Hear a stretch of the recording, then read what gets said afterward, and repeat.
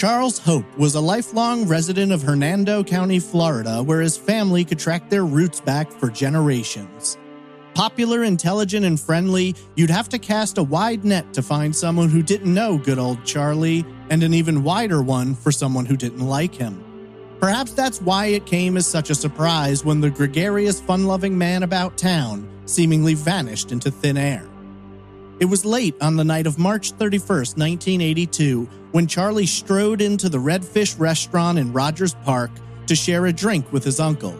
Hours later, Charlie drove away in his truck and has never been seen again. His vehicle was found abandoned outside of his real estate office days later, but there was no trace of Charlie. Rumors spread like wildfire, suggesting Charlie had run off to a private island, had been pulled into the witness protection program, had crossed the wrong person, or perhaps had been killed by drug traffickers. For every theory, there were pieces that made sense, but never enough to display the full image. 4 decades later, the life and mystery of Charles Hope has passed on into legend, and like so many of the stories that capture our attention over decades, it seems impossible to imagine anything outside of a tragic ending for a figure who was larger than life. This is Trace Evidence, episode 226, The Vanishing of Charles David Hope.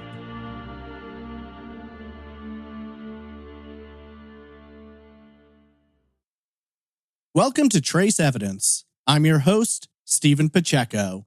Today we examine a mystifying disappearance from along the western coast of Florida. Charles David Hope, a popular and prominent local figure, walks out of a restaurant and is never seen again. Despite a wide array of theories and rumors, the truth of his fate remains unknown, and more than 4 decades later, the answers have never been found. This is The Vanishing of Charles David Hope.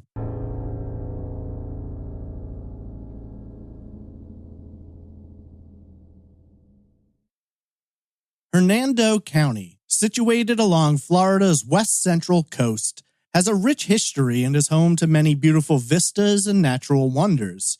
As part of the Tampa, St. Petersburg, Clearwater metropolitan area, Hernando has stood out as its population continues to grow year after year, earning it the title of the 35th fastest-growing county in the entire country. From the jutting and curving coastline full of jagged inlets to the hauntingly beautiful yet desolate marshes, people are prone to note that both the land and sea hold mysteries that have been spoken of around campfires and in social circles for generations.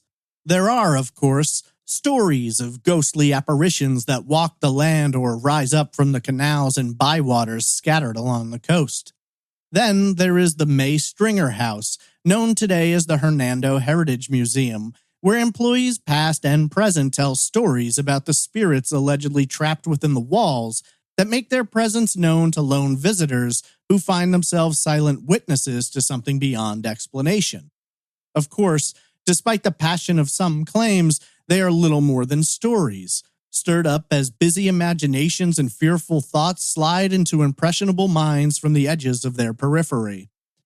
Not all myths are based upon exaggeration, however. Many are born from true stories, real experiences, that decades of rumor and speculation have managed to grow beyond the scope of rationality. Legends have a longer life than truth, and there aren't many cities, states, or countries you can visit that don't have their fair share. Florida is home to numerous stories of old, the actual instances lost somewhere between the sensationalized details and the superstitions born over campfires. One legend coming out of Hernando County continues to endure, not because of the lure surrounding it, but the reality of a riddle that's never been solved. Charles David Hope was a man about town, known to all, loved by many, and hated by few.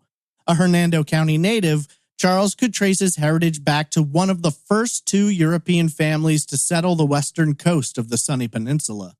He had deep roots he was proud of, and as decades passed, the Hope name continued to be a prominent one throughout the western coast of central Florida.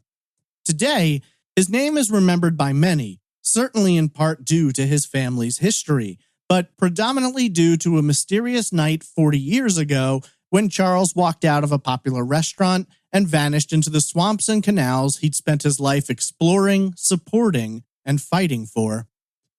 How does a man so locally famous he is recognizable even to strangers at first glance disappear without a trace? That's the question at the center of a relatively young Florida legend that comes out of a dark and mysterious time for Hernando County, one so disturbingly violent that it led to Hernando County's swamps and jagged coastline becoming known as the Skeleton Coast. This is the case of Charles Hope, not the legend, not the tall tale, but the true details of a prominent businessman and his still unsolved disappearance. Charles David Hope was born on Monday, September 30th, 1940 in Brooksville, Hernando County, to parents William Greer Hope Jr., known to all as Buck, and Dorothy Geraldine Hope, who went by her middle name. Charles would be the third of 6 children born to the Hope family, though tragically one of his sisters, Jane, would not make it home from the hospital, a devastating blow to the young family. Charles, or Charlie as most referred to him, has been described as an extremely active, fun-loving youngster who quickly fell in love with the swamps and wooded areas of his home county. From an early age, he was introduced to hunting, fishing, and all manner of outdoor activities, and these would become permanently ingrained within his heart as some of his most beloved passions.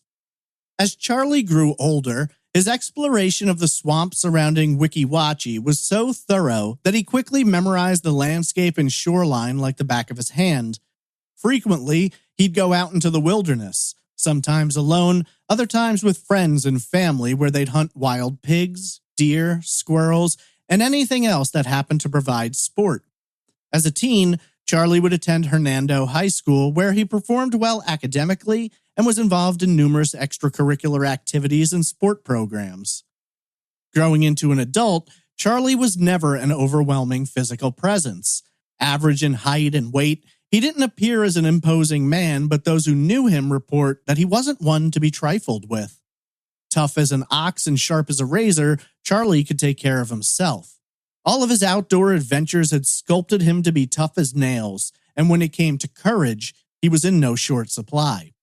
There are countless stories about instances in which Charlie utilized his reputation to squash a difficult situation, but he wasn't much a fan of striking out physically, choosing in most cases to use his words to diffuse what could have easily gotten out of control.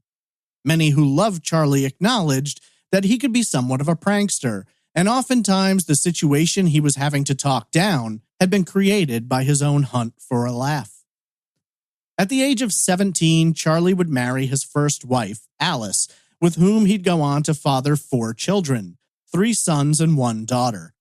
According to Alice, Charlie was heavily involved with the children and prided himself on being a family man. He absolutely adored the kids, though frequently his work would keep him out of the house for extended periods. Following his graduation from high school, he started working for different construction companies and would later be the head of his own garbage pickup service. Charlie was heavily involved in the community. He was a Shriner and a Mason, would become president of the Spring Hill Lions Club in 1970, and would later go on to be a member of the Hernando County Board of Realtors. He was eventually hired on as a superintendent for W.L. Cobb Construction Company, which operated a lime rock mine. There, Charlie gained a lot of experience in both the operations of the company and the business side of the organization, handling major budgets and overseeing large-scale practices. In February of 1971, at the age of 31, Charlie would take on a new position, which would become the one for which he is most well known. The Port Authority is a board that oversees the coastline and canals, making recommendations and assigning budgets for the upkeep and maintenance of all waterways in Hernando County, and Charlie would become chairman. The board came with both positives and negatives, as in the early days it was a voluntary position requiring an appointment from the board itself. There was no pay, and Charlie would later lament that while the early days he only oversaw budgets of $500 or more, over the next few decades, the financing and project costs would skyrocket into the tens of thousands of dollars. While Charlie was known throughout the region as a good man, the kind you could turn to for help and who would give you the shirt off of his back, there was one area in which he frequently colored outside of the lines. Charlie's friends and family have many times made note of the fact that he was a strong believer in knowing the difference between right and wrong. One of his sons, Charles David Hope Jr., would later note, quote, "Dad has a strong sense of right and wrong. It might not always be other people's definition of right, but he believed you were obligated to act on your beliefs. I didn't like everything he did, but it wasn't my job to pass judgment on him or his to judge me. The only thing my father couldn't tolerate was a hypocrite." End quote. Despite his love for his wife and children, one of Charlie's greatest passions and perhaps weakest points was his affinity for women. He was the type of guy who never hesitated to flirt with whatever woman he might find himself attracted to, regardless of the fact that he had a wife at home and she might have a husband. He knew what he wanted, and he wasn't shy about going for it. And while this led to many conflicts in his life and ultimately the termination of 2 marriages, it seemed as though this was a part of who he was. At the time, he was referred to as a Casanova, an unrestrained flirt who was always confident when it came to asking a woman out. Today, he would probably be referred to as a womanizer who bounced from girlfriend to girlfriend and frequently had more than one at a time. A close friend, Karen Nicolai, would tell the Tampa Bay Tribune that Charlie was a wonderful man who, unfortunately, quote, "had no conscience when it came to women." End quote. Because of his prominence in the community, Charlie had in the past utilized his station and voice in local political campaigns. Frequently, the candidate he supported would go on to win the position for which they sought election, and this only helped increase Charlie's power within the local community. One friend who was successful in his bid for sheriff, Sim Lohman, was so appreciative that he granted Charlie a card which identified him as a deputy sheriff, though this was purely ceremonial. He had no power within the department, could not issue tickets or arrest individuals. At the time, it was a common practice to give these cards out to higher-placed individuals, and is similar in practice to how police today can give cards to family members to help them out should they get pulled over for speeding or a simple infraction. Regardless, it appears, Charlie wasn't shy about flashing the card when he thought it might get him in the door, be that with a political candidate, a job position, or a young woman who was impressed by such a position. Unfortunately for Charlie, while he did well assisting others in their political endeavors, his own entrance to that arena was unsuccessful. In 1972, he ran as a Democrat for a position on the county commission for District 3. Despite gaining glowing recommendations from other politicians and local powerhouses, his bid was unsuccessful as he'd ultimately lose the party's nomination to R.O. Hollins by just 307 votes. Hollins, reflecting back on the race, had noted that Charlie had handled everything like a gentleman and that the campaign hadn't been involved in mudslinging or trying to undercut him, with Hollins describing the entire event as very friendly and not unpleasant at all. This was the most public loss of Charlie's life up to that point, though his personal life was also in shambles. Due in part to his inability to remain faithful, his first marriage would come to an end, but his relationship with Alice was not so severely damaged that fences couldn't be mended. They maintained a strong friendship, and Charlie was always there to provide whatever was needed by Alice or the children. Many different people had considered themselves to be Charlie's best friend, but according to Albert Richardson, that position was always held by Alice. He explained, quote, "She was his best friend. If she called him at 3 in the morning and needed something, Charlie was up and gone." End quote. In 1977, at the age of 37, Charlie married for the second time. Adele was a Colombian national, and Charlie quickly found himself enamored with her beauty and charm. It was a whirlwind romance that swept her off her feet, but the marvel of new romance would quickly wear off as Charlie's ways with women worked wonders to wipe away the luster of what could have been. The marriage would survive for little more than 3 years, before Adele could no longer stand by playing second fiddle to a steady rotation of women that Charlie kept on the side. In December of 1980, she filed for divorce, and while this would be a costly settlement for the 40-year-old businessman, he held no ill will towards his wife, with many noting that he knew he'd done wrong, and he saw their divorce settlement as an appropriate punishment for his broken vow. Adele would later explain, quote, "It's like this. If there was a woman around, Charlie was looking. If she looked back, that was all it took for Charlie." End quote. 1 year earlier, in 1979, Charlie, still sitting chairman of the Port Authority, decided to expand his interest into real estate. Frequently considered one of the most informed and experienced people when it came to the landscape and coastline of Hernando County, he saw an opportunity to help grow a region he loved beyond description. He'd found his own business, the Charles Hope Realty Company, from which he handled many high-dollar sales of both land and new homes. In an interesting twist of fate, Charlie would ultimately convince his old boss at W.L. Cobb Construction to donate a large plot of land where a church would be built, and decades later, long after Charlie vanished, his own son would become the minister at that church. It appeared, even in his absence, Charlie was still influencing the changing culture of Hernando County. In February of 1982, Charlie made a decision that caught many people off guard. During a meeting of the county commissioners, he announced that he was resigning his position as chairman of the Port Authority. According to Charlie, the job had become too overwhelming and was taking more of his time than he was willing to give, reducing his availability to spend time with his children, go hunting and fishing, and overall was becoming more than he'd signed on for. He made a recommendation to the commission that in the future, the position should pay out a sum of $3,000 to try and assuage what he referred to as the increasing personal cost of the daily workload. Charlie noted that his first budget was for $500 and that his most recent was for $62,000. That, combined with the population explosion, seeing Hernando County growing from 1,000 residents in 1970 to 7,000 in 1982, seemed to no longer fit in line with a purely voluntary position. While the commission didn't want to see him go, he was by far the most knowledgeable man on the Port Authority when it came to the waterways. They reluctantly accepted his resignation.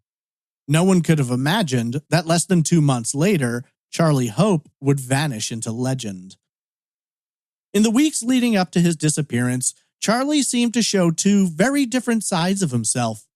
To some, he remained the same happy and upbeat guy who was never too far from stirring up rousing laughter with one of his pranks or jokes.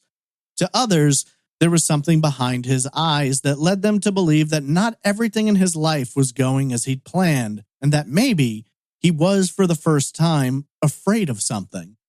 What that something was, no one's ever been able to determine, but for a man like Charlie to appear worried was certainly out of the ordinary.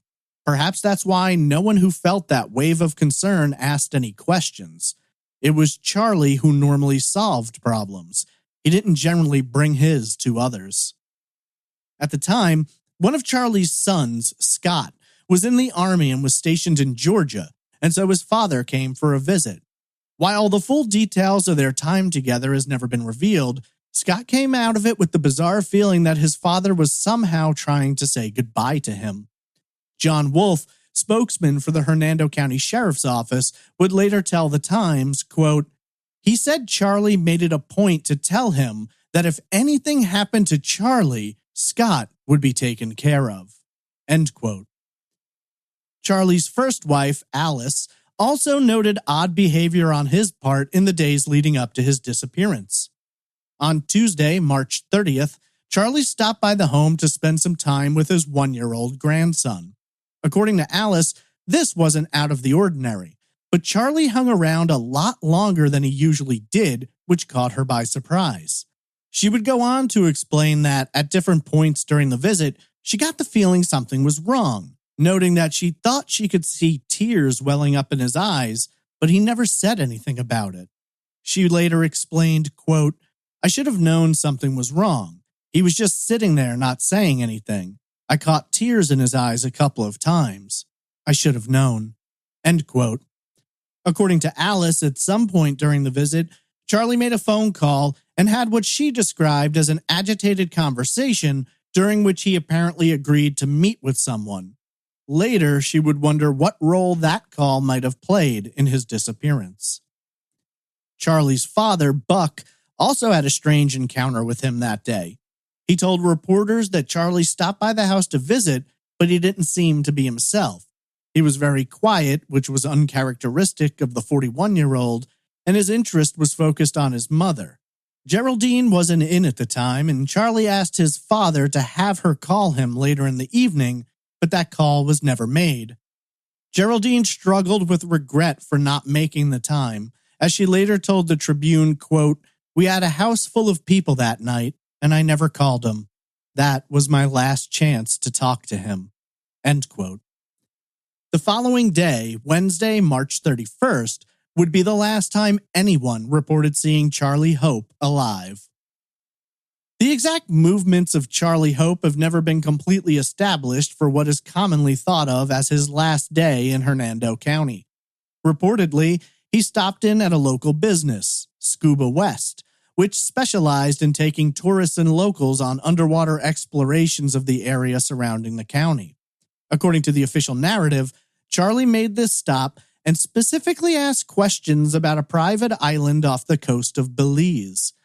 This has become a key point of many of the rumors that revolve around the belief that Charlie purposefully left Florida behind, heading out of the country.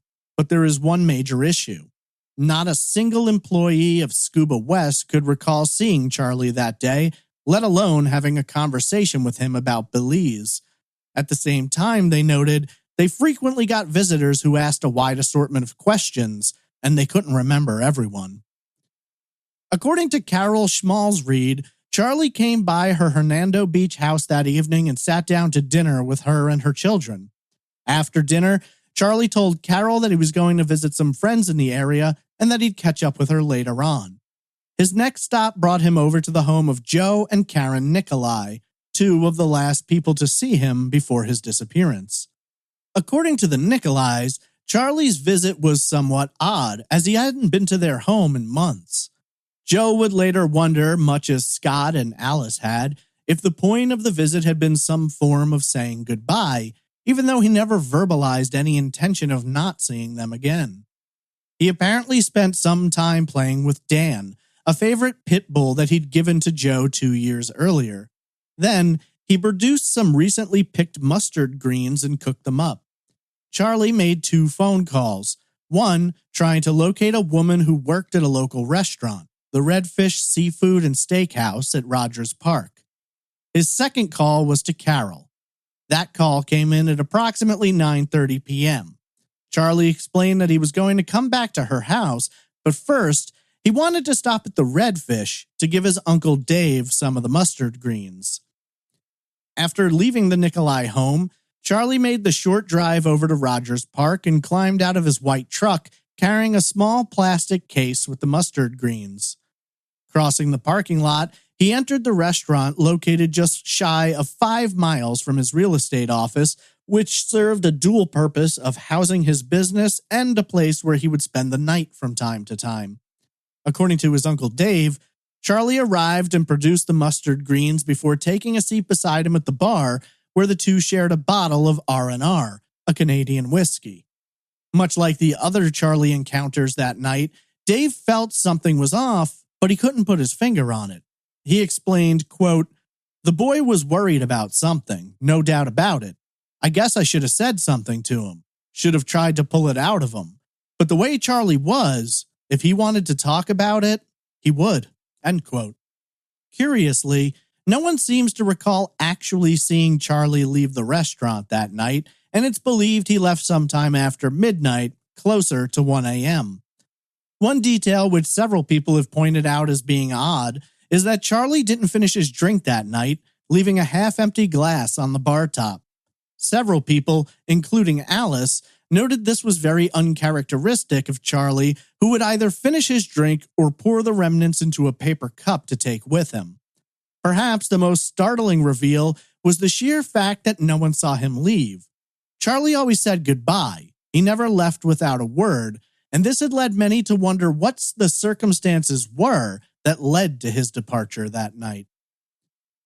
After leaving the Redfish, no one can say for certain where Charlie went, who he may have encountered, or what could have happened. The majority of Thursday, April 1st passed without concern from anyone. While no one had heard from Charlie, it doesn't seem as though anyone was expecting to. All of that would change on Friday, April 2nd. When Carol Schmalz Reed arrived at the real estate office for work, she noted that Charlie's white truck was parked out front in the same place it had been the previous day. Concern grew larger, however, when Charlie failed to call or visit his mother that day, her birthday. This was, according to Geraldine, a date where he always made sure he was in contact with her. At the same time, she tried to convince herself that he may have gotten caught up in business or went on an adventure to hunt and had lost track of time. Carol had grown concerned not just because of the truck sitting in that same spot, but because of the condition it was in. All of the windows were rolled up and the doors were locked, something that everyone who knows Charlie says is very out of character for him. He never locked his vehicle, and he certainly didn't leave the windows rolled up where the heat would build up from the broiling Florida sun. Glancing through the windows, Carol saw several personal items of Charlie's inside, but could find no trace of the man himself. Concerned, she picked up the phone and called his parents to notify them. Geraldine tried to stay positive, telling the Tampa Bay Times, quote, "I'm worried. It's not true to form, but it's still conceivable that he went away for a short trip without notifying any of the family. That's what I hope has happened." End quote. Over the course of Friday, April 2nd, and Saturday the 3rd, Charlie's family fanned out to try and track down the 41-year-old. They called friends and family members, business associates, and former coworkers. They reached out to everyone they could possibly imagine who might have had some contact with Charlie, and given his widespread popularity, that was a long list to whittle down. However, on the morning of Sunday, April 4th, with no word from Charlie, no sightings, and no contact, they finally decided to contact the Hernando County Sheriff's Department, with whom they filed a missing persons report.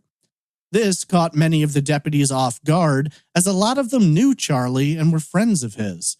They couldn't imagine any time in which he would be unreachable, especially to his family. When police arrived at Charlie's office along State Road 595, they quickly examined the vehicle. Noting they saw no signs of a struggle or anything to indicate that a crime had been committed, they obtained entry to the truck and began cataloging what was found inside. They reported finding clothing, guns, several fishing rods, and other personal effects. The total value of items retrieved from the truck was estimated to have been approximately $2,000. It was odd to investigators, as it looked like Charlie had either been planning to go hunting or perhaps had just returned from a hunt and simply disappeared into the humid Florida night. Given his prominence in the community and their own personal connections to the man, the sheriff's department was quick to label his disappearance as suspicious.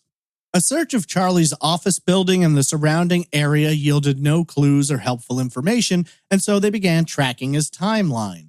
Being that he spent time in Hernando Beach with both Carol and the Nicolais the last night he was seen, they began moving away from his office several miles along State Road 597. Arriving in Hernando Beach, 2 helicopters were utilized for a search from the air, while 5 investigators spent the day searching the area, interviewing friends and family, and looking for anyone who may have seen Charlie in the hours after he left the Redfish. When this area failed to deliver any pursuable leads, they shifted direction, turning their focus to a location west of US 19 and north of State Road 50. This was a very rural and wooded area which had been a popular hunting spot for Charlie. Dense woods gave way to murky swamps all the way to the very edge of the Gulf of Mexico. It was considered a long shot, as Charlie always made someone aware when he had gone out hunting, but investigators found themselves essentially searching for a needle in a haystack. Danny Spencer, a friend of Charlie's and also one of the investigators assigned to the case, would later bluntly state, quote, "There wasn't a whole lot to investigate. The guy just flat disappeared." End quote. With little to work with, no witnesses, and no clues to direct the investigation, detectives had no choice but to turn to those in Charlie's life in hopes that they might know something that could assist. One theory developing early on was that maybe Charlie had left of his own accord. Perhaps he had left the area on an unannounced trip or vacation, or maybe he had been worried about something or someone, and that drove him to seek shelter elsewhere. There was one problem, though. Almost no one in Charlie's life believed he would ever leave Hernando County.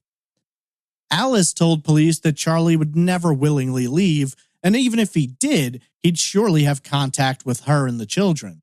Adele, Charlie's second ex-wife, agreed that the chances of him leaving were nil. When their marriage had hit the rocks, she'd tried to persuade him to move, but he wasn't having it. She explained, quote, "I thought it might save our marriage if I could get him to move away. I thought if he got away from his favorite places and some of his friends, we might be able to work things out. He said he would never leave." End quote. Always a man of duality, there are some who didn't think the idea was completely out of hand. Joe Nicolai told investigators that he and Charlie had friends who had traveled to Saudi Arabia where they'd made a pretty penny for themselves, and Charlie had reportedly mentioned several times that maybe he should head over there and see what money was to be made. Albert Richardson, one of Charlie's closest friends, confirmed this, telling police that the topic of traveling to Saudi Arabia had been brought up several times in the previous months. There was also the alleged visit Charlie paid to Scuba West to discuss an island off the coast of Belize, leading many to wonder if he may have been planning to disappear. Charlie's son explained, quote, "We know he talked to the man at Scuba West for some time that day about the island. It was a place where you could just go and disappear." End quote. The speculation wasn't limited only to friends and family, though, with then-Sheriff Melvin Kelly, a friend of Charlie's, telling reporters that he believed Charlie was alive. When pressed, Sheriff Kelly noted that he had no evidence to base it on beyond a strong feeling. One area of interest for investigators was the status of Charlie's passport. According to his ex-wife, he had lost it when he accompanied her to Colombia to visit her family, and she wasn't certain he'd ever gotten a replacement. At the time, there came some rumors surrounding Charlie's financial standing. While some argued that the divorce had hit his interests hard and left him floundering, others noted that he was definitely not in need of money. Glenn Harris, a local businessman, told police that he'd been working on a deal with Charlie to purchase half of the business, which would have helped him tremendously with any potential financial problems. According to Harris, the last time he spoke to Charlie, he was told that Charlie would be getting in contact with him in the next few days to finalize the deal. Obviously, that call never came as Charlie vanished before he could make it. Carol Schmalzried also confirmed this and stated that Charlie had been in the middle of negotiating a commercial real estate sale that was valued at around $450,000, and he had scheduled showings on one of his son's houses. In fact, he had an appointment scheduled with prospective buyers on the very morning that he disappeared. David Pointek, a friend and hunting buddy of Charlie's, later told police that he had been one of the people who spoke to Charlie on the phone the night he vanished. According to Pointek, Charlie had invited him out for a drink, but Pointek couldn't go. He had young kids at home to look after. He didn't detect any negativity from Charlie, but he couldn't help feeling like he somehow let him down. While much of the speculation revolved around what Charlie may have planned as his great escape, leaving behind no trace of where he'd gone or why, a very similar crime would send investigators down a darker path. 40-year-old Roman Stangerlin, a former priest turned real estate agent who lived in Port Richey, 15 miles south of Hernando Beach, mysteriously vanished inside of Hernando County. In a most bizarre coincidence, Stangerlin went missing on April 1st, less than 24 hours after Charlie had last been seen. Stangerlin owned Gulf View Realty, and while no one could forge a solid connection, it's been reported that he and Charlie had known one another on some level, even if only because they were both in real estate. As family and friends would put it, Charlie knew everybody. Stangerlin had been a priest in New Jersey, when one of his closest friends, another priest, had taken his own life. Heartbroken, Stangerlin wanted to be there for the family, and when this priest's sister, Jackie, expressed her desire to follow her brother in death, Stangerlin left the priesthood and married her. In his mind, he couldn't save his friend, but he could do something to help save his friend's sister. The marriage was, by all accounts, not a great one. Close friends noted that Roman was a kind, delicate man, and Jackie was a volatile, loud, and abrasive woman. By 1982, the marriage was in shambles and Roman had filed for divorce. He was reported missing after he failed to show up for a divorce hearing on April 1st. Stangerlin's red, compact car was later discovered by a friend in the parking lot of the Holiday Inn at Weeki Wachee, approximately 4 miles north of the Sleep and Sit Shop, a local furniture store. Investigators quickly learned that the Stangerlins owned several plots of land near the furniture store on the east side of US 19 near to Central Avenue. June Esther, a real estate agent and close friend, didn't know what to think of it, telling the Times, quote, "Roman and I are close friends. If ever there was a saint, he could apply for the job. I'm just dumbfounded." End quote. While investigators were working the case, many reporters brought up how similar the two disappearances were. Hernando County Sheriff's spokesman John Wolf acknowledged that, but was dismissive of the idea that the two cases were linked, stating, quote, "The similarities are striking. Both were in real estate, about the same age, and were reported missing about the same time, but that's as far as it goes." End quote. Police would ultimately arrest Roman's wife, Jackie, as well as another man where both were charged with conspiracy to commit murder and solicitation to have her husband murdered. Stangerlin apparently offered a cash payment of $3,500 in exchange for her husband to be killed, and the furniture shop played a key role in the crime. Blood evidence found at the furniture store confirmed their suspicions, with John Wolf telling the press, quote, "We're working under the assumption that a murder was committed, and there is strong reason to believe that it was in that store." End quote. For a time, there was rampant speculation that perhaps Charlie had been killed accidentally in a case of mistaken identity. However, investigators seemed certain that the two cases were unrelated and over the years were unable to find any evidence connecting the two crimes.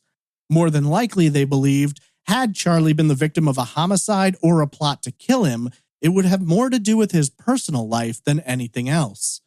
Knowing his way with women, many theorized that Charlie might have tangled with the wrong one, and perhaps found himself the victim of a violent and brutal response from a scorned husband or boyfriend. The problem was, they couldn't seem to find anyone who fit the bill. Then, Charlie's family would make a grisly discovery, which would only add more confusion to an already difficult-to-manage investigation. On Sunday, May 23rd, nearly 2 months since Charlie had last been seen, his parents and some friends were picking blackberries on a plot of land they own near US 19. 250 feet west of the highway, bushes and weeds were growing up from the median of a dirt road near where the blackberries grow. There in the brush, they stumbled upon a human skull. Investigators were immediately notified and arrived at the scene, where they found additionally 8 ribs scattered in the field. The bones were gathered up and shipped to a local hospital in Brooksville, where pathologist Dr. William Winter was to examine them. An additional search of the blackberry field was planned for later in the week. While the Hope family were absolutely horrified by the discovery, they couldn't help but wonder if the skull might be their son's. A forensic examination, though, would show that the skull had been there for longer than Charlie had been missing. This, of course, raised questions about how the skull had come to be there and who it might belong to if it wasn't the missing man. When investigators returned for additional searches, they noted how thick and dense the brush was, eventually requesting the Florida Division of Forestry to burn the brush and make their search easier. Danny Spencer, a detective who had worked Charlie's case, explained to the press that, at the time, they weren't sure what they were dealing with, saying, quote, "For 2.5 hours we searched all through there, and it's just so thick. We had to give up. Right now, all we can tell you is we have a human skull and no identity." End quote. The unidentified skull was ultimately confirmed to be connected to the mummified remains of an unidentified woman discovered in Citrus County along the banks of the river, 30 miles from where the skull was found. The location of the skull was not far from the Citrus County line, but identification would prove to be a difficult process as the lower jaw was missing and there were no teeth available for dental comparisons. A lack of cuts on the body suggested that the skull had been removed after decomposition had occurred. This woman would later be identified as 39-year-old Margot Delleman, a real estate agent who had gone missing on October 3, 1981 after going out to meet a prospective buyer. Ultimately, it would be revealed that Delleman had been a victim of the serial killer James Winkles, who claims as many as 62 victims, though authorities believe that number is actually closer to 2, as they have only been able to confirm his link to 2 murders between 1980 and 1981. According to Winkles, he murdered Delleman by forcing her to take a large amount of sleeping pills and proceeded to bury her in a wooded area of Pinellas County. 16 days later, he returned and found the body had been disturbed by animals. He then moved the body to Citrus County, where it would later be found. However, before the discovery, he returned again, at which time he removed the skull and pulled out all of the teeth. He then proceeded to Hernando County, where he burned Delleman's clothing and buried the skull in the spot where it would be found 7 months later by Charlie's parents. 3 real estate agents go missing. Margot Delleman is confirmed a victim of James Winkles. Roman Stangerlin is confirmed a victim of a murder-for-hire plot put forward by his own wife. This leaves Charles Hope as the 3rd missing real estate agent. However, no discoveries are made as to who might have been involved, what could have happened, or why Charlie was killed, if indeed that is what happened. 1 month after the skull was found, in June of 1982, a whole new series of theories came to the surface, and they all revolved around the same topic: drugs. Due to Charlie's prominence in the community, his former position on the Port Authority, and his high knowledge of the swamps and waterways, theories began circulating that maybe he was in one way or another connected to drug smuggling. During the 1970s and early 80s, large quantities of marijuana and other drugs were being brought in through Hernando County by way of the canals and swamps. Now again, we're going to see the contradictions of Charlie's life as displayed through those who knew him best. While the family was certain Charlie would never be involved with drugs, he despised them and was brutally honest with his children about staying away from them. Others reported that he smoked marijuana from time to time. Albert Richardson stated that Charlie viewed drugs the same way he did. He was adamantly opposed to them and wanted nothing to do with them. Alice, his first wife, agreed, saying the chances of Charlie being connected to drugs were simply impossible. But investigators would later note their awareness that Charlie was a periodic smoker of marijuana. Speculation became rampant that Charlie might have been betrayed by a smuggler or had possibly stumbled upon a drug operation during which he could have flashed his sheriff's deputy card, leading to a violent end. Others suggest that Charlie had been working as an informant for the police and that he was either killed over that or perhaps was taken into the witness protection program.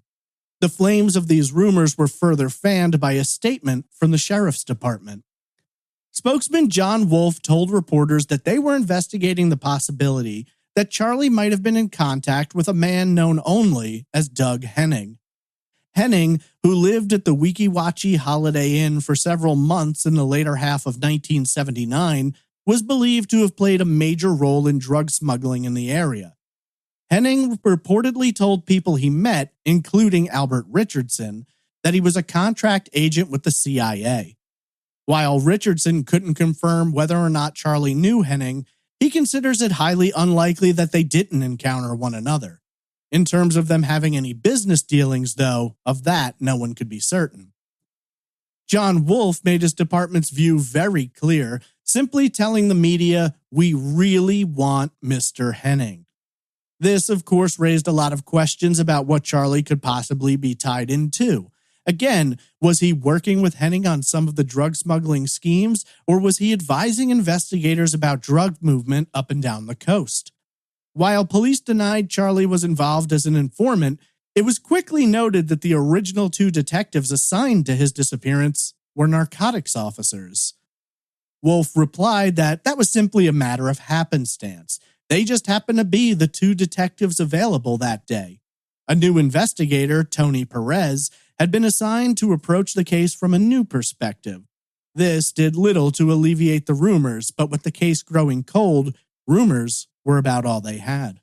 6 months after Charlie's disappearance, sheriff's investigators responded to a caller who stated he had seen a bloody blanket in the Weeki Wachee River not far from Rogers Park, the location of the Red Fish restaurant. At 10:30 a.m. on Tuesday, October 5th, Detective Ron Elliott took out a motorboat to try and locate the blanket and what it might contain. John Wolf, Danny Spencer, and Tony Perez were all present, waiting on the riverbank to see what Elliott might find. After 4 hours of searching, Elliott was unable to locate the item, and so the man who had called in the report was asked to guide him to it. When the blanket was found, there was no blood on it, and no human remains were located in the area. It had been one of their more promising leads they'd received, and in the end, it had amounted to nothing.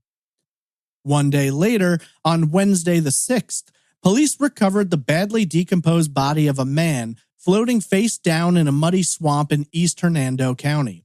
The victim had been shot 5 times in the head and once in the chest. At first, they theorized that perhaps they had finally found Charlie, but the body would later be identified as a missing man from Illinois. Yet again, we have another body turning up with no connection to Charlie. As you might imagine, the somber term of skeleton coast was certainly well called during this period of time. It seemed every few weeks another body turned up, whether it was a seemingly random murder or directly connected to a suspected serial killer. While they continued to hit dead ends in the investigation, this same month detectives would discover their last clue into Charlie's disappearance, and it would only add to the mystery. On Thursday, October 21st, a local man named James Abney was clearing land for a plant nursery. Just 20 feet east of State Road 595, approximately 100 feet from Charlie's office, he came upon a strangely organized stack of clothing. Abney would later state, quote, "I thought the clothing was just some old rags at first and I kicked at them. Then I realized what I saw and got suspicious. This area was really thick with bushes and palmetto before I started clearing it. If I hadn't started clearing, the clothing would never have been found." End quote. Abney, who had known Charlie, picked up the phone and called John Richardson, a member of the Port Authority. Richardson came and observed the clothing, which he believed could belong to Charlie, and then they together notified the sheriff's department. Arriving at the scene, deputies described the find as being a pair of dark blue trousers, a beige terry cloth shirt with a severed brown collar, and a pair of black patent leather shoes. The pant size, 34, matched Charlie, as did the shoe size of 8.5. According to investigators, the pants had been neatly folded, then put inside of the shirt, which was also neatly folded, and both items had been placed on top of the shoes. There were no signs of a struggle, however, as there were no tears, holes, or bloodstains on the clothing. The severed brown collar was believed to have been the work of animals. Investigators noted no wallet, belt, or underwear were found. While members of the family were unable to confirm that they were in fact Charlie's clothes, they did express their belief that they looked like his. The sizes matched up, they were his style, and they believed they had seen him wearing some of those clothes previously. There was one problem, though. Those were not the clothes Charlie was last reported to have been wearing when he was at the Redfish the night he vanished. That outfit very specifically included a blue Hawaiian-style shirt, which, to this day, has never been found. This, of course, led to a lot of speculation. Had Charlie changed clothing before disappearing? Maybe, but no one had any answer as to why he would leave them neatly folded in the woods like that. With little else to go on, investigators descended on the area and began conducting a widespread search for any additional evidence or clues. Metal rods were used to probe the ground, and a canal, 25 yards from where the clothes were found, was thoroughly searched, as it was noted that Charlie had fished in that canal just days prior to his disappearance.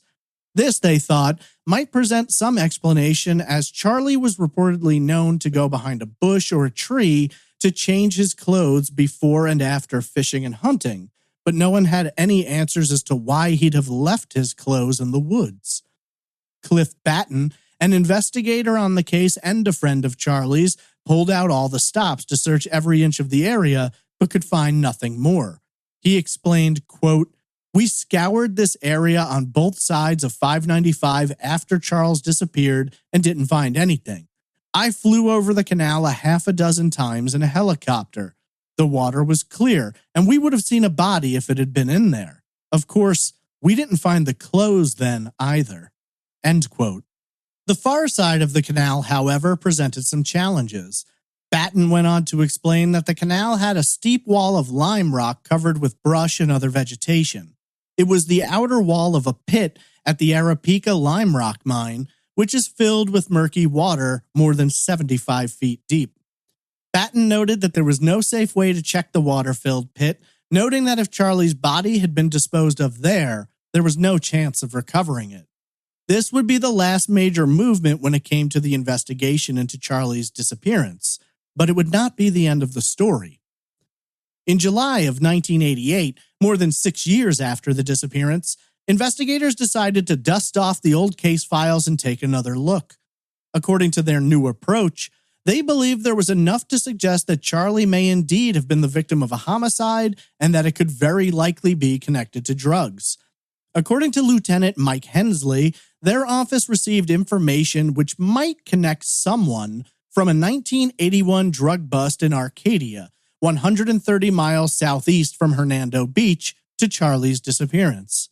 At the same time, Hensley made note that they hadn't been able to confirm much, and they couldn't say with certainty that there actually was a connection. He explained, quote, "Maybe there's a link, maybe not. I don't want to tell you we're on the verge of solving his disappearance. We're a long way from that. I certainly don't want to arouse the hopes of the family." End quote. The drug bust resulted in the seizure of $6.6 million worth of marijuana and saw 19 people arrested. Many thought that Charlie might have been in on it and perhaps had been taken into witness protection, but he never testified about the case or any other, making it highly unlikely he would have been protected. Now, this becomes interesting because previously, law enforcement had denied that Charlie had been connected in any way to being an informant. However, Detective Danny Spencer, a narcotics officer, would say that he worked a lot of drug cases and Charlie helped him out with a lot of stuff. Charlie's daughter Tammy told reporters that they had sort of come to their own conclusion that drugs were involved, they just weren't sure how, with her stating, quote, "We all believed that drugs were involved in Dad's disappearance. Whether Dad was selling drugs or undercover investigating, we don't know." End quote. Geraldine, however, didn't believe her son could have been connected to drug trafficking, at least not on the illegal side of it. She noted that his finances weren't in the best shape and he had several properties heavily mortgaged. In her mind, had he been involved in the drug trade, he sure didn't seem to be getting any financial benefit from it. She believed someone in the area knew more than they were telling, and possibly that could be someone they believed as a friend of the family or a friend of Charlie's. She stated, quote, "I keep thinking that there's somebody, in fact, we know there's somebody who knows what happened to him. He didn't walk from his office to South America. Somebody knows what happened to him." End quote. Detective Cliff Batten had some ideas of what could have happened, but they weren't ones he could share publicly. Not wanting to add to the speculation which had already grown rampant, he simply commented, quote, "I have theories, but it's not anything you can write about. Theories are like fingers. Everybody's got a lot of them. I think about Charles a lot of times and wonder what happened to him. I believe the mystery will be solved someday." End quote. Once again, the case would begin growing cold as new information dried up, tips stopped coming in, and other more recent crimes took precedence over the time available to investigators. The last real reporting on this case would come out in April of 1992, 10 years since Charlie had last been seen. After a decade, much of the discussion of Charlie and his disappearance had died down. Stories about his disappearance now came under headlines using words like legend and myth. These titles seemed to speak more about the man Charlie had been rather than the mystery surrounding his final hours. Those who remained in Hernando County, those who remembered Charlie, couldn't help but wonder if the answers would ever be found. But as time passed, things changed, and Hernando County started to look less and less like the place Charlie had grown up and lived out his life. The redfish was long gone, a vacant lot standing in its place. Charlie's real estate office had been sold and purchased several times, becoming a restaurant in the early 90s.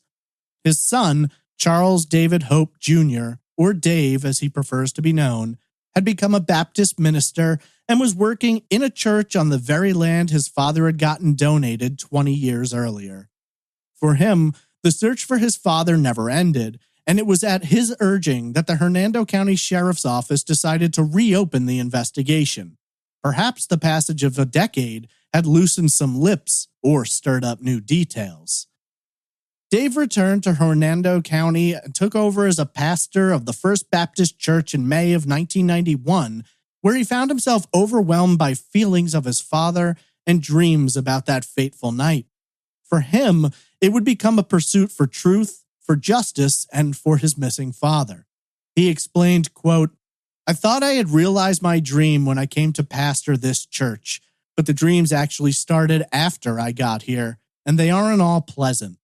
There are constant reminders of my childhood and of him, and I can't really rest until I know what happened to him." End quote.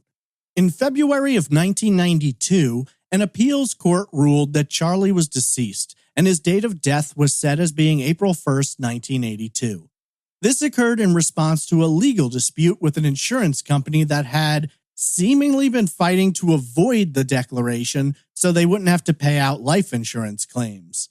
However, the court ruled that Charlie was dead, noting there had been no activity on his social security number, no communications with friends or relatives, and while rumors persisted of his survival, no evidence had ever been produced to confirm it. There were wild rumors that Charlie had gone into witness protection and may have undergone plastic surgery to conceal his true identity. These rumors suggested that he had returned to Hernando County several times, including to attend family reunions where no one was the wiser. These concepts, though, were quickly dismissed by Dave, who noted no one ever actually claimed to be the one who saw Charlie. He explained, quote, "Yeah, I've heard how he's had plastic surgery and shows up at the reunions, but I go there, and believe me, if my father was there, I would know.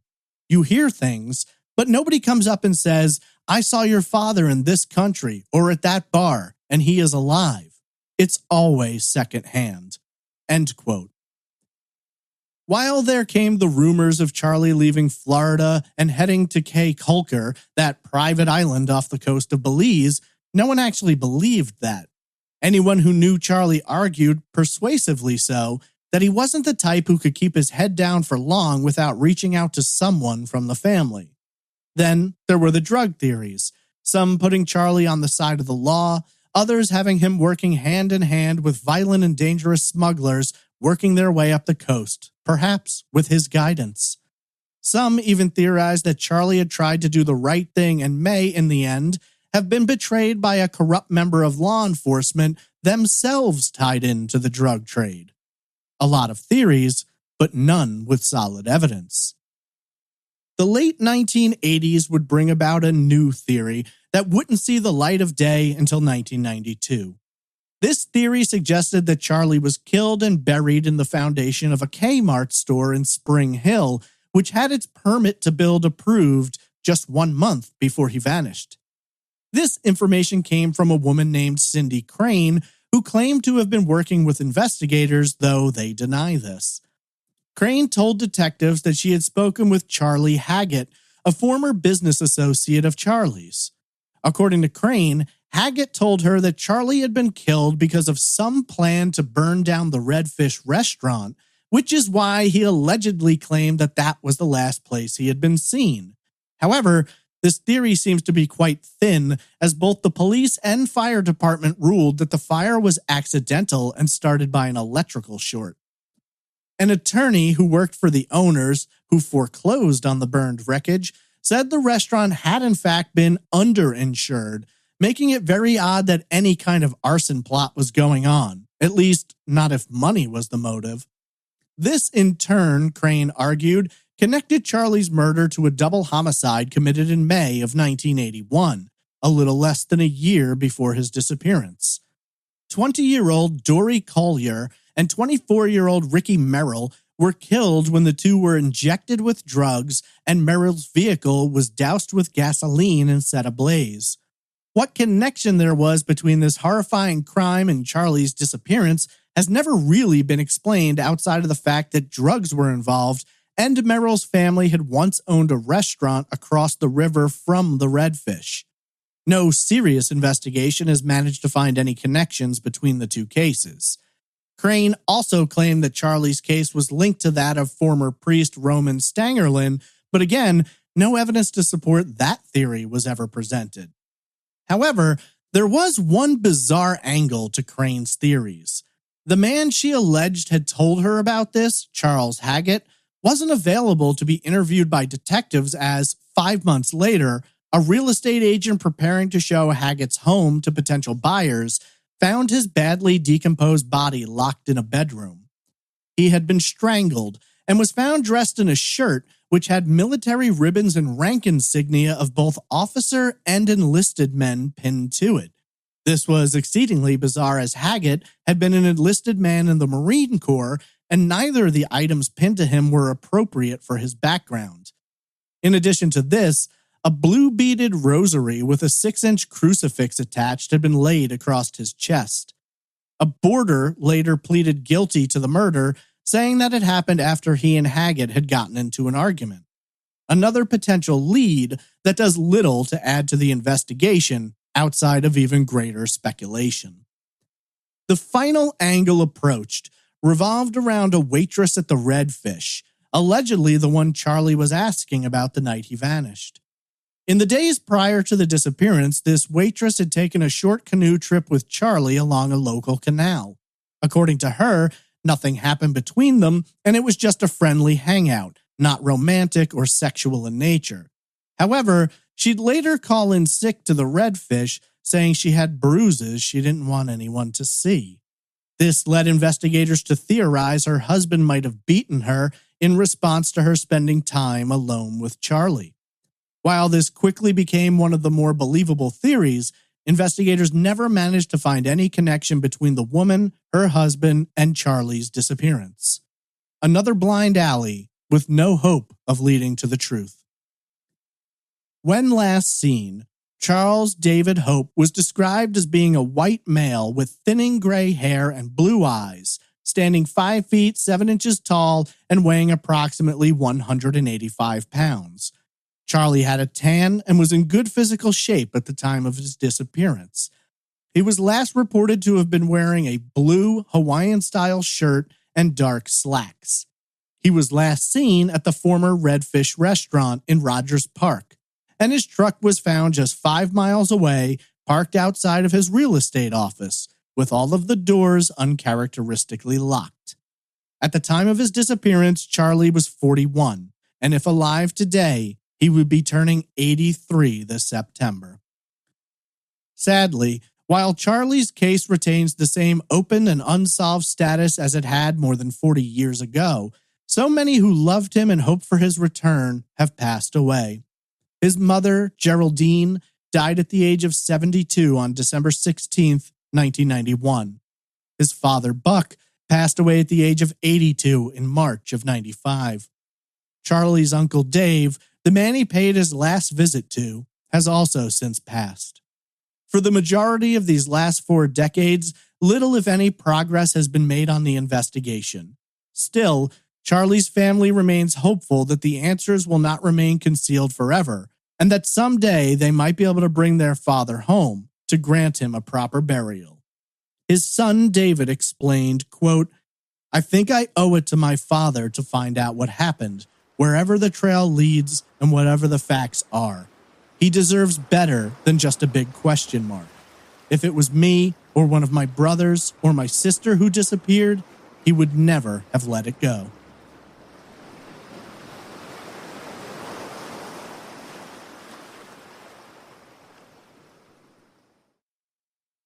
The disappearance of Charles Hope is a perfect example of why some cases remain unsolved for so long. You've got a seemingly endless supply of theories, all with their own little factors and subsets, combined with a stunning lack of evidence or witnesses. A well-known man, familiar to most of the population, walks out of a popular restaurant and is never seen again. His truck, found parked at his business, is uncharacteristically locked with the windows rolled up. Months later, a set of clothes believed to belong to him are found in the middle of dense brush and shrubbery less than 100 feet from where his truck was found. Normally, that would sound like some pretty good evidence, but in this case, it becomes more background noise for an investigation that is about facts and evidence, but can only supply rumor and speculation. While it appears there's a lot of different possibilities, a rational mind tends to carve them down into one specific category: homicide. The only theory that doesn't really fit with that narrative is the idea that, for reasons unknown, Charlie fled Florida without telling anyone of his plans and has spent the next 4 decades purposefully avoiding contact with his parents, not even attending their funerals, and with his children who haven't seen nor heard from him in more than 40 years. While this is certainly a possibility, it's definitely low on the list here, and almost no one who knew him or loved him believes it's even relatively possible. For that reason, I'm simply not going to get into it. What could I possibly say about it that people who knew him far better haven't already said? I think we have to accept that while possible, it's highly unlikely. I believe the same could be said of the witness protection angle. 40 years is a hell of a long time to remain in witness protection, especially when there's no evidence that Charlie ever stepped inside of a courtroom or offered testimony of any kind, be it against drug smugglers or anyone else. While I don't know exactly how it works and was unable to obtain an answer directly from the United States Marshals who handle witness protection, it seems highly unlikely that they would allow a 40-year investigation to continue on without somehow informing the family or at least investigators of Charlie's turn. In addition to that, had Charlie passed away at some point in the last 4 decades, you'd imagine everyone would have been notified. Still, I think the idea of him being in witness protection comes with the same issues as the idea that he'd leave on purpose. No one believes he could have avoided contacting his children or his parents had that been the case. So we turn our attention towards homicide and all of the theories that encompass it. In this case, it falls under 3 possibilities: that Charlie was the victim of a random act of violence, whether committed by a stranger or someone he knew; that Charlie was killed due to an alleged connection to the drug trade, be that working on the side of law enforcement or directly with the smugglers; or that Charlie's proclivity for women finally caught up with him when a violent husband, partner, or scorned lover took their anger out on him. I think it makes the most sense to begin with what seems least likely and work our way towards the most. So we'll start with a random act of violence. I don't believe this scenario can be completely ruled out, but it would be one hell of a coincidence that a guy alleged to have put himself in so many different dangerous situations would ultimately fall victim to a random encounter or the result of a dispute. We know Charlie was at the Redfish restaurant. That's the last place he's confirmed to have been seen, but we don't know what happened after. It's somewhat hard to believe that no one saw him leave. He left a half-empty glass on the bar, and according to everyone who knew him, that would suggest he wasn't planning on leaving. Beyond that, Charlie was a gregarious, loud, and social guy who always made a point to announce his arrival and departure, making the details of that night even more strange. Did he simply walk out of the restaurant and drive off without saying anything? Or could he have run into a problem at or around the restaurant itself? Some have theorized that maybe Charlie was followed. Perhaps someone had planned to rob him. Maybe something else was planned. But either way, everyone agrees that Charlie wasn't the type who would just give up and go along easily. He was a fighter. He wasn't going to take any disrespect, and he certainly wasn't going to allow someone to order him around or take control of the situation. Had he seen it coming, he'd have fought back.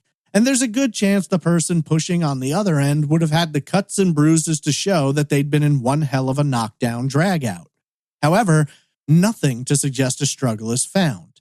There's no forensic evidence at or in the truck, nothing inside the office, nothing in the parking lot.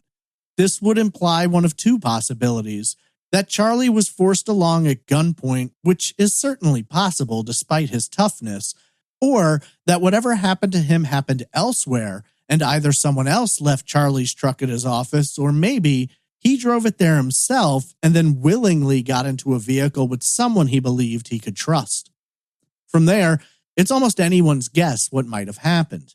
In articles about Charlie's life, multiple people described instances where he took a joke too far and it almost led to violence, as well as many times where he felt someone was disrespecting him, something he wouldn't stand for.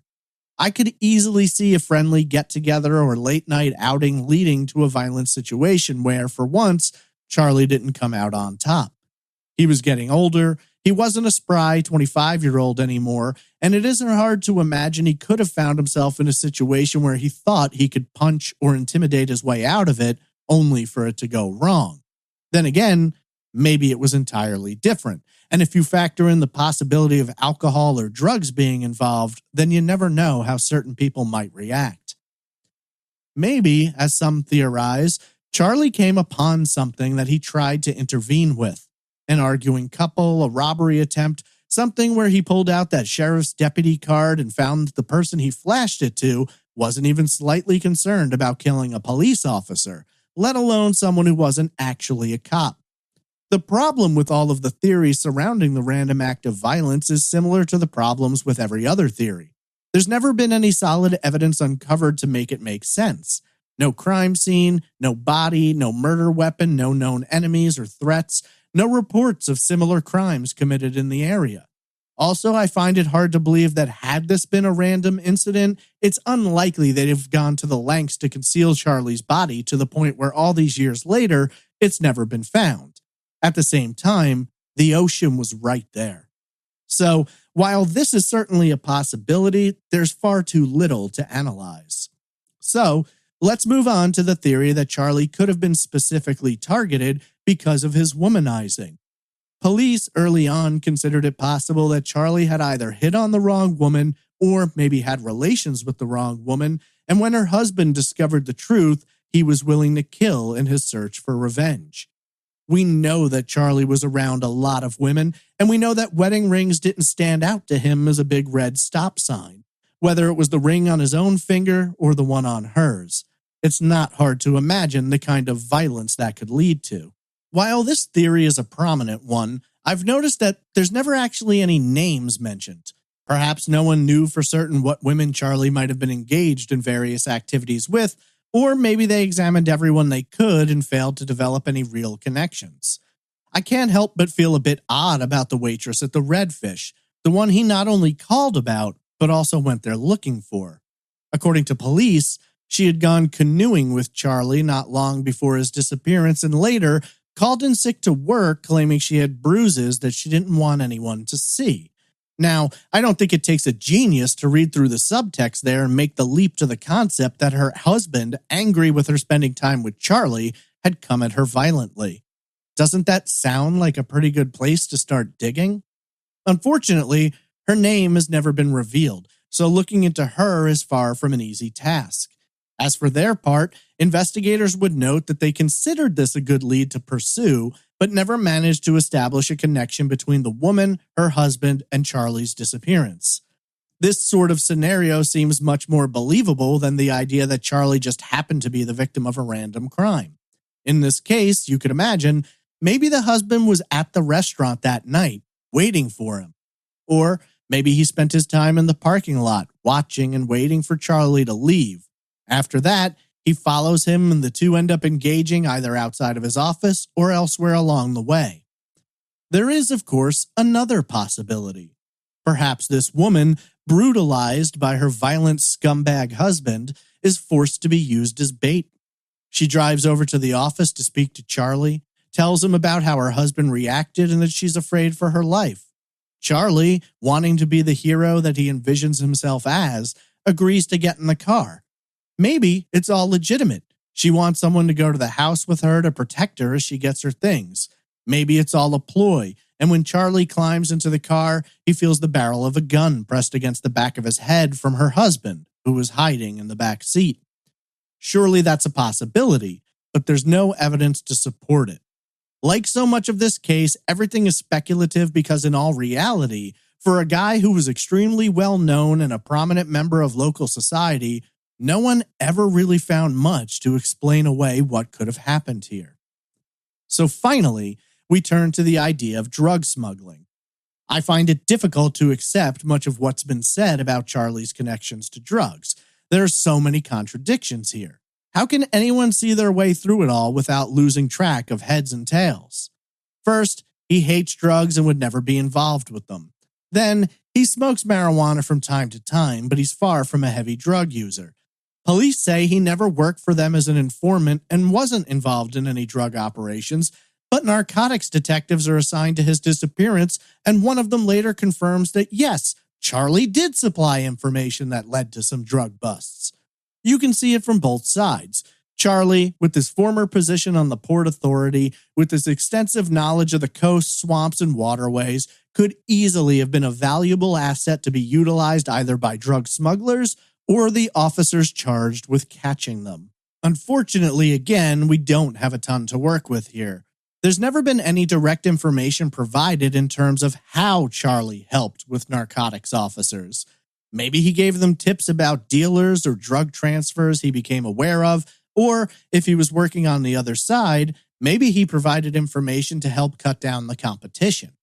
All we can say for certain is that Charlie knew the area better than almost anyone, and his involvement in the legal side could assure multiple big-time arrests, and his participation in the illegal side would almost guarantee safe passage in from the Gulf directly to Hernando County.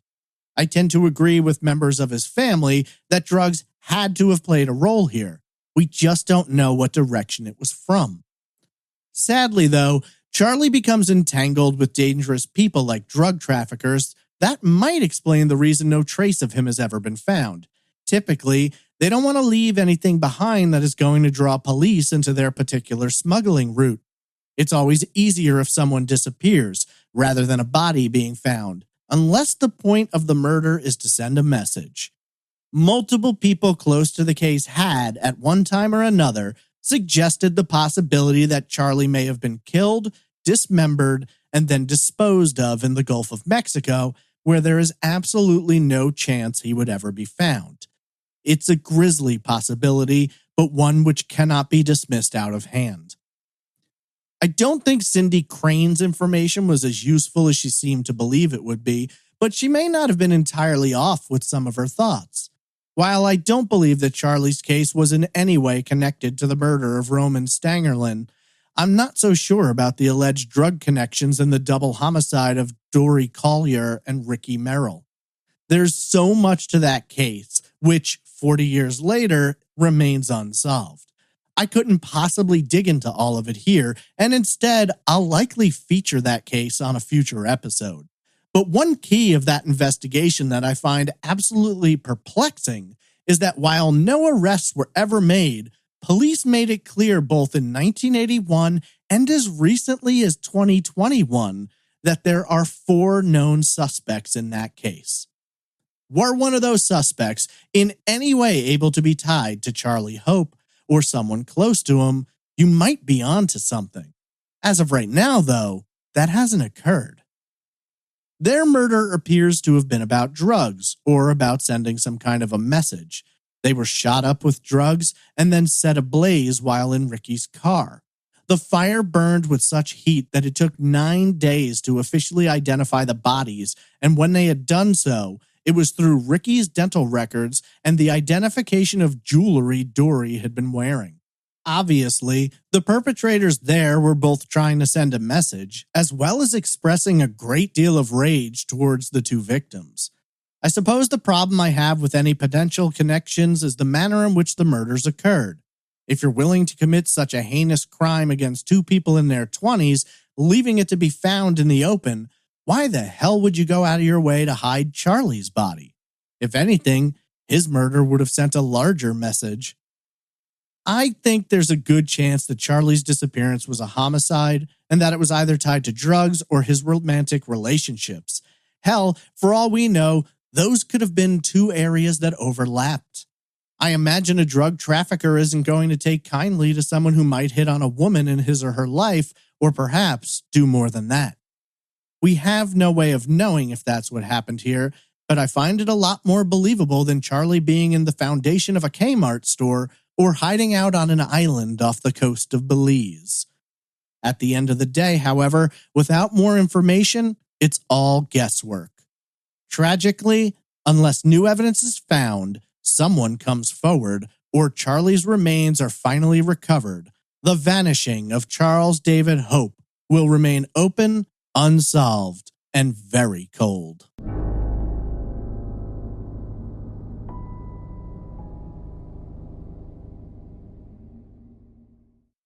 If you're looking for more information about the vanishing of Charles David Hope, there are unfortunately not many resources available.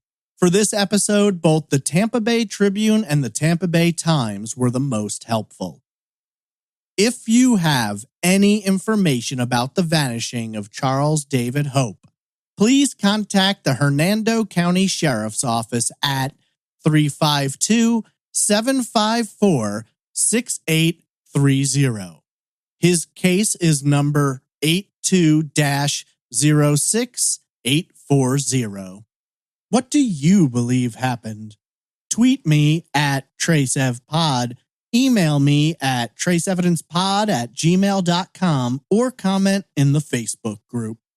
At this time, I'd like to take a moment to thank our amazing Patreon producers: Alicia Lorraine, Andrew Guarino, Ann Bertram, Camelia Tyler, Christine Greco, Danny Renee, Daerthy, Denise Dingsdale, Diane Dyson, Eloanne Meyer, Fabulous TT, Guillerme Pinto, Jennifer Winkler, Julie A. Mangano, Justin Snyder, Kara Moreland, K.Y., Lars Jensen Fangel, Leslie B., Madison Lahoulier, Marla Wright, Melissa Breckeisen, Nick Mohar Shures, Sarah Lyons, Travis Skepko, Stacy Finnegan, Stephanie Joyner, Stephanie Eve, Tiffany Nelson, and Tom Radford. Without your amazing support, this show would not be possible, so thank you all so much for contributing to Trace Evidence.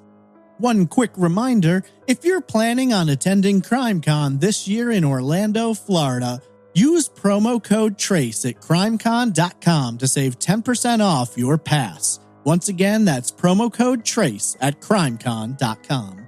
If you're interested in learning more about this case or other cases featured on the show, please visit trace-evidence.com. There you can find case breakdowns, all social media links, merchandise shops, case descriptions, media, and options for donating, including PayPal and Patreon, should you wish to support the show. This concludes our coverage of the vanishing of Charles David Hope, a truly bizarre case that simultaneously feels solvable and unlikely to ever find a resolution. We can only hope that sooner than later the answers are revealed and his family can finally bring him home. I want to thank you all again for listening, and I hope you'll join me next week for another unsolved case on the next episode of Trace Evidence.